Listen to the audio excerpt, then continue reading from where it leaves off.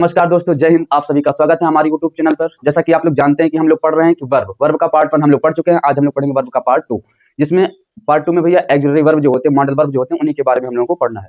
कल हम इसमें कैन कुड का प्रयोग पढ़ चुके थे। आज हम लोग पढ़ेंगे यूज टू का प्रयोग। अब यूज टू के जितने भी सारे प्रयोग उसके बारे में पढ़ेंगे, और भी जैसे बिगेन टू है उसका भी प्रयोग पढ़ेंगे। तो चलिए वीडियो को स्टार्ट करते हैं।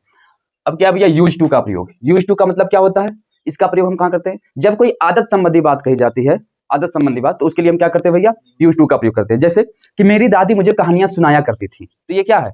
एक आदत संबंधी बात है कि नहीं, है ना। जैसे कि मैं बचपन में घूमने जाया करता था, तो एक आदत संबंधी बात है कि नहीं है, समझ में ना। तो जब कोई आदत संबंधी बात कही जाती है तो उसके लिए हम किसका प्रयोग करते हैं? यूज टू का प्रयोग करते हैं। तो इस बात को लिखिए। तो देखिए भैया क्या है यूज टू का प्रयोग। यूज टू का प्रयोग यानी भूतकाल में कोई आदत संबंधी बात प्रकट करने के लिए हम किसका प्रयोग करते हैं? यूज टू का प्रयोग करते हैं। अब जैसे आ गया क्या भैया, तो इसका स्ट्रक्चर जो बनेगा वो बनेगा कर्ता plus use two plus verb का फर्स्ट फॉर्म प्लस ऑब्जेक्ट। अब जैसे आ गया कि मैं पतंग उड़ाया करता था, तो क्या हो जाएगा? I use to fly the kite. फिर जैसे आ गया मैं स्कूल जाया करता था, तो I use to go to school. बात समझ में आया? फिर जैसे आ गया कि मैं मंदिर जाया करता था, तो क्या हो जाएगा? I use to go to temple. ठीक है, समझ में आया ना। तो इस तरह से इसको नोट करो, बाकी आगे पढ़ते हैं। ये नंबर 1 था। अब इसके बाद नंबर 2 का प्रयोग करेंगे। नोट करो, हो गया। दूसरा क्या है? शुड का प्रयोग है। तो शुड का प्रयोग हम कहाँ करते हैं? तो शुड का अर्थ चाहिए होता है। इसका प्रयोग हम सलाह देने के लिए या परामर्श देने के लिए करते हैं। यानी शुड का प्रयोग कहाँ करते हैं भैया? सलाह देने के लिए अथवा परामर्श देने के लिए हम किसका प्रयोग करते हैं? शुड का प्रयोग करते हैं। तो इसका जो स्ट्रक्चर बनेगा वो क्या बनेगा? वो बनेगा आपका सब्जेक्ट। क्या बनेगा? Subject plus should. उसके बाद में वर्ब। अच्छा, वर्ब का कौन सा फॉर्म भैया? First form. उसके बाद में ऑब्जेक्ट। ठीक है, स्ट्रक्चर क्या बनेगा? शुड नहीं, सब्जेक्ट शुड प्लस वर्ब का फर्स्ट फॉर्म प्लस ऑब्जेक्ट। अब जैसे आ गया आप लोगों का कि जैसे आ गया कि हमें गरीबों की मदद करनी चाहिए, है ना। ये क्या है? हमें गरीबों की मदद करनी चाहिए। देखो, हमें गरीबों की मदद करनी चाहिए, तो यह क्या है? एक सलाह है कि नहीं है? तो क्या होना चाहिए भैया? वी शुड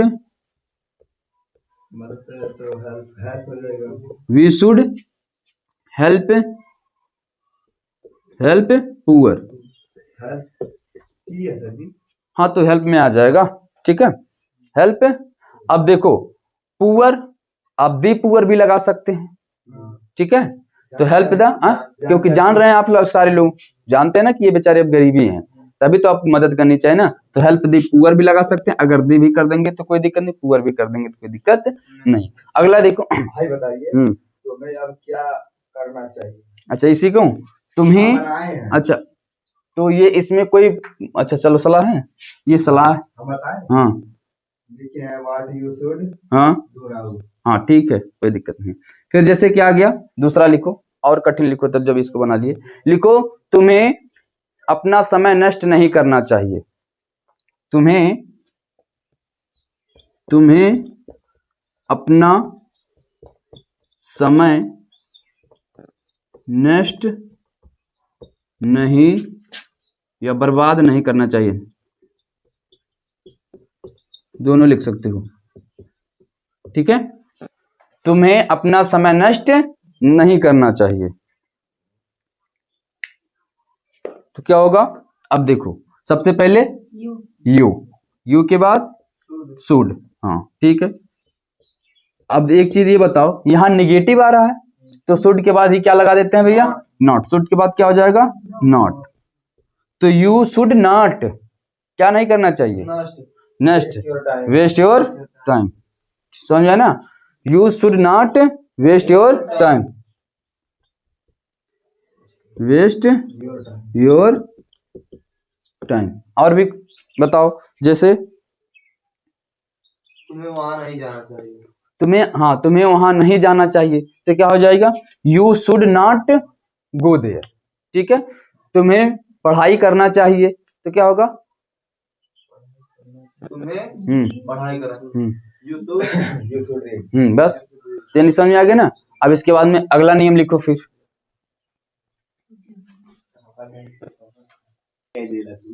दूसरा देखो भैया क्या, शुड का प्रयोग।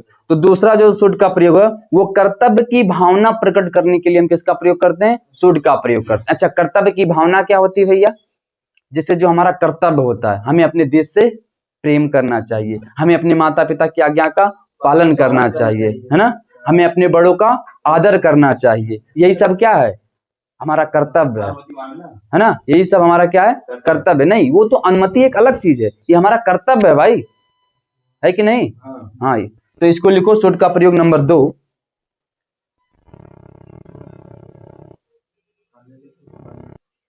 देखो दूसरा क्या है, शुड का प्रयोग कर्तव्य की भावना प्रकट करने के लिए किसका प्रयोग करते हैं, शुड का प्रयोग करते हैं। इसका स्ट्रक्चर क्या बनेगा, subject plus should plus verb का फर्स्ट फॉर्म, जहां कहीं भी मैं वर्ब लिखूंगा इसका मतलब होगा क्या भैया, वर्ब का फर्स्ट फॉर्म प्लस ऑब्जेक्ट। जैसे आ गया, जैसे लिखो आप लोग, हमें अपने देश से प्रेम करना चाहिए, हमें अपने देश से प्रेम करना चाहिए, हमें अपने देश से प्रेम करना चाहिए। तो क्या हो जाएगा, वी किसका, वर्ब का फर्स्ट फॉर्म, जहां कहीं भी मैं वर्ब लिखूंगा इसका मतलब क्या है, वर्ब का फर्स्ट फॉर्म। हमें अपने देश से प्रेम करना चाहिए, हाँ वी शुड,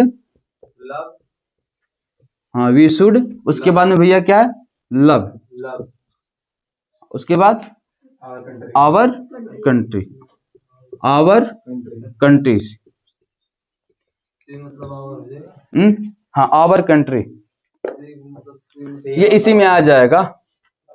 हाँ आगे भी लगा दो, वावर नहीं रहेगा, क्या चीज, हाँ आवर मैंने अपने देश से हो जाएगा, वी के मतलब क्या हो जाएगा, अपने, और कंट्री, हाँ ये इसका देखो, ये वी का क्या भैया लगता है, वी अपना के लिए आवर लगता है, आई के साथ क्या लगता है, माई लगता है, सी के साथ क्या लगता है, हर लगता है, ही के साथ अपना के लिए हिज लगता है ना। तो ये सारी चीज लिखवाएं।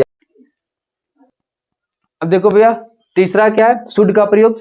तो तीसरा जो शुड का प्रयोग है वो क्या कर रहा है कि शुड का प्रयोग यदि के अर्थ में भी करते हैं, किसके अर्थ में करते हैं, यदि के अर्थ में करते हैं।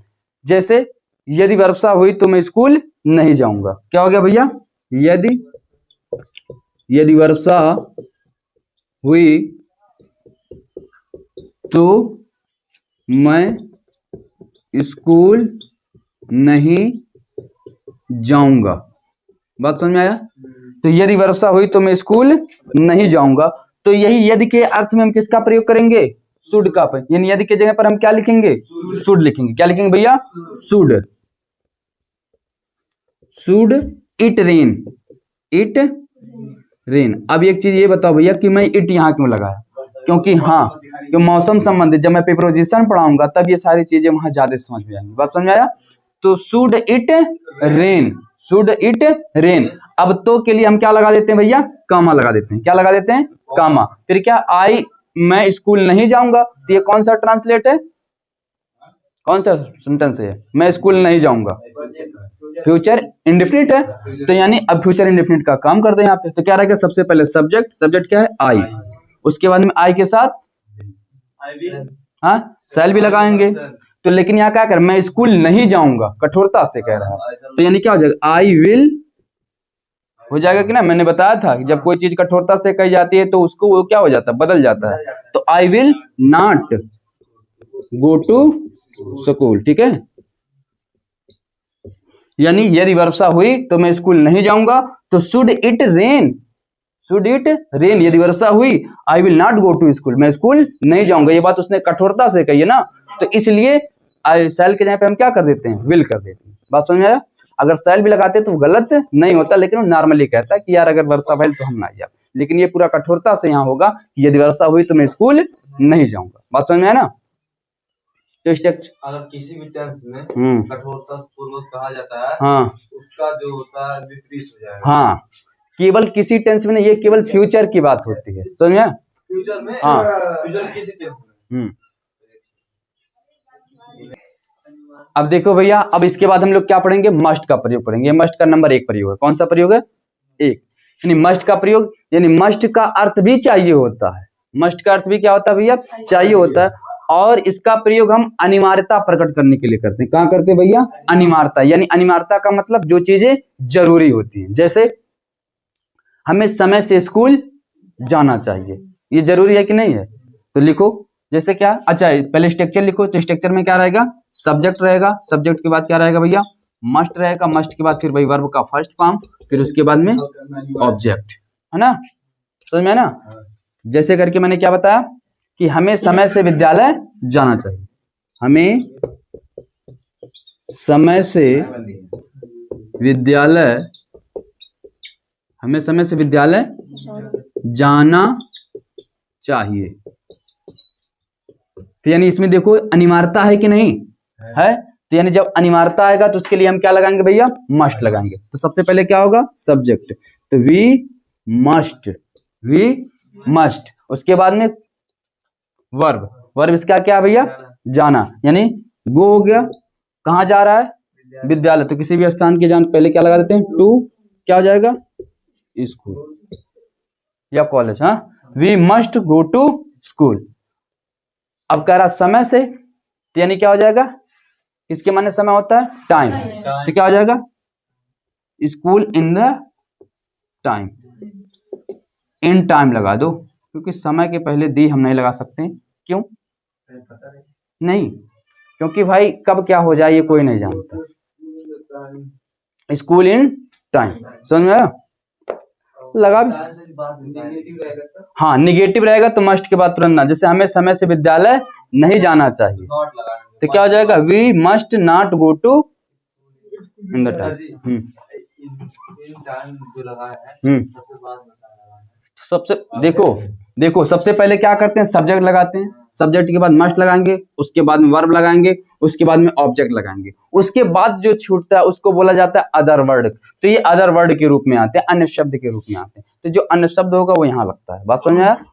इसके बाद ही ऑब्जेक्ट के बाद ही लगता है। अब समझ में आया? बाकी नोट करो। अब नंबर 2 लिखो। अब देखिए वे दूसरा भी क्या है? मस्ट का प्रयोग है। तो दूसरा मस्ट का प्रयोग हम कहाँ करते हैं? जब कोई बात दृढ़ निश्चय से कही जाए। किससे कही जाए भैया? दृढ़ निश्चय से जब कोई बात कही जाती है तो उसके लिए भी हम किसका प्रयोग करते हैं? मस्ट का प्रयोग करते हैं। जैसे मैं कह दिया कि तुम 15 साल की होगी, तुम 15 साल की होगी। यानी ये क्या है? एक दृढ़ निश्चय वाली बात है। ठीक है? जैसे मैं कह दिया कि मैं 24 साल का हूं, है ना? तो ये क्या है? एक दृढ़ निश्चय वाली बात है ना? इसी प्रकार ये जब कहीं पर कोई दृढ़ निश्चय वाली बात कही जाती है तो उसी के पहले हम क्या करते हैं भैया?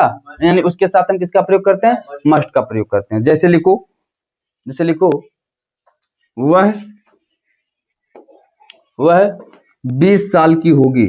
वह 20 साल की होगी। वह 20 साल की होगी। तो क्या हो जाएगा? He must. हाँ, ये बात एकदम अब तुम लोग पकड़ रहे हो बढ़िया बढ़िया। यानी ये क्या हो जाएगा? सी मस्ट, क्योंकि होगी अर्थात ये लेडीज है। तो क्या हो जाएगा? सी मस्ट बी माने होना, यानी या होगी। तो क्या हो जाएगा? कितने? हाँ 20 ईयर्स। तो TWENT भाई। हाँ 20 ही लिख देंगे तभी कोई बात नहीं है, लेकिन लिख सकते हैं आप कुछ भी। और एक चीज और, 20 ईयर्स ओल्ड लगाते हैं हर जगह। जब कभी आप कुछ करते हैं तो यहाँ क्या लगाते हैं? 20 ईयर ओल्ड, यानी वह 20। हाँ नहीं, यानी बीत चुकी है, ये होता है। यहाँ पुराना नहीं कहा जाएगा उसको, यानी उसके 20 साल क्या हो गए? बीत चुके हैं, है ना? अब जैसे कुछ और आ गया, जैसे मैंने कह दिया कि ये तुम्हारा क्या नाम है जी? अवधेश। अवधेश 10 साल का होगा, तो ये क्या हो जाएगा? Awadhesh must be 10 year old. ठीक है? हाँ, तो ठीक इसी प्रकार बाकी नोट करो, आगे पढ़ते हैं। अब देखिए भैया अगला नियम क्या है हमारा, ought to का प्रयोग है। क्या है, ought to। ought to का अर्थ भी क्या होता है, चाहिए के रूप में ही निकलता है। तो जैसे इसका प्रयोग हम कहाँ करेंगे, नैतिक कर्तव्य की भावना प्रकट करने के लिए। किसके लिए, नैतिक कर्तव्य की भावना प्रकट करने के लिए हम किसका प्रयोग करते हैं, ought to का प्रयोग करते हैं। किसका प्रयोग करते हैं भैया, ought to का प्रयोग करते हैं। तो जैसे करके आप लोग लिखिएगा, जैसे करके लिखिए, हमें अपने माता पिता की सेवा करनी चाहिए। हमें अपने माता पिता की सेवा करनी चाहिए। स्ट्रक्चर वही रहेगा भैया, क्या रहेगा, subject plus ought to plus verb का फर्स्ट फॉर्म प्लस ऑब्जेक्ट। ठीक है,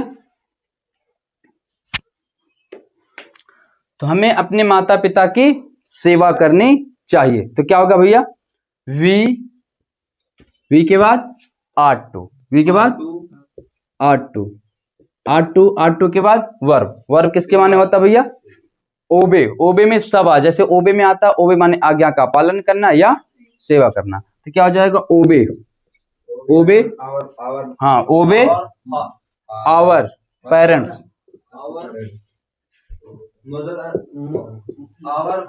पेरेंट्स माने क्या होता है, माता पिता हो ही जाता है। हाँ हाँ मॉम डैड भी लगा सकते, कोई दिक्कत नहीं है ना। हमें अपने माता पिता की सेवा करनी चाहिए। We ought to obey our parents। समझ आया। और एक चीज ये बताओ भैया कि अब जैसे ये पहला नंबर था, ये किसका था, पहला नंबर। अब इसके बाद में हम दूसरा नंबर लिखेंगे, ought to का दूसरा नंबर। इसमें निगेटिव, जैसे हमें अपने माता पिता की सेवा नहीं करनी चाहिए, तो ये भैया यहाँ क्या कर, नैतिक कर्तव्य की भावना प्रकट होनी चाहिए ना वहाँ, और नहीं करना चाहते तो प्रयोग हुआ नहीं। लेकिन बाय द वे अगर आ गया तो यहाँ दोनों के बीच में नॉट लगेगा। बात समझ आया। हाँ हाँ नैतिक कर्तव्य की भावना है तो वहाँ हमेशा पॉजिटिव ही आएगा। बात समझ आया। लेकिन बाय द वे अगर आ रहा है तो यहाँ इसके बीच में यहाँ क्या लग जाएगा, नॉट लग जाएगा। बात समझ आया। बाकी नोट करो, अगला नियम देखो। दूसरा नियम देखो भैया क्या कर रहा है, ought to का प्रयोग। दूसरा नियम ये कह रहा है कि अनिवार्य सलाह, किसके लिए भैया, अनिवार्य सलाह के लिए हमें किसका प्रयोग करनी चाहिए, ought to का प्रयोग करना चाहिए। अच्छा अनिवार्य सलाह क्या होता है, जैसे किसी ने कह दिया कि हमें सड़क के नियमों का पालन करना चाहिए, तो हमारे लिए क्या है, अनिवार्य सलाह। अगर ऐसा हम नहीं करेंगे तो कुछ भी हो सकता है, दुर्घटना घटित हो सकती है। तो यानी हमें सड़क के नियमों का पालन करना चाहिए। तो क्या होगा, वी, उसके बाद में स्ट्रक्चर वही रहेगा, वी ought to। अब क्या भैया, पालन करना चाहिए, तो पालन यानी वही फिर ओबे माने आज्ञा का पालन या फिर किसी नियम का पालन। ओबे हो गया, यानी वी ought to ओबे, किसका पालन करना चाहिए, द रूल ऑफ रोड। समझ में आया, द रूल ऑफ रोड यानी सड़क के नियम का पालन करना चाहिए। बस समझे ना। वी शुड ought to नहीं, we ought to obey the rule of road। We हाँ शुड नहीं, यहाँ ought to होगा जब अनिवार्य सलाह की बात होगी। हाँ समझे ना। तो भैया ये आपका हो गया, अभी और भी है लेकिन हम इसके बाद कल मिलते हैं। बाकी आज के लिए धन्यवाद, टेक केयर, बाय बाय।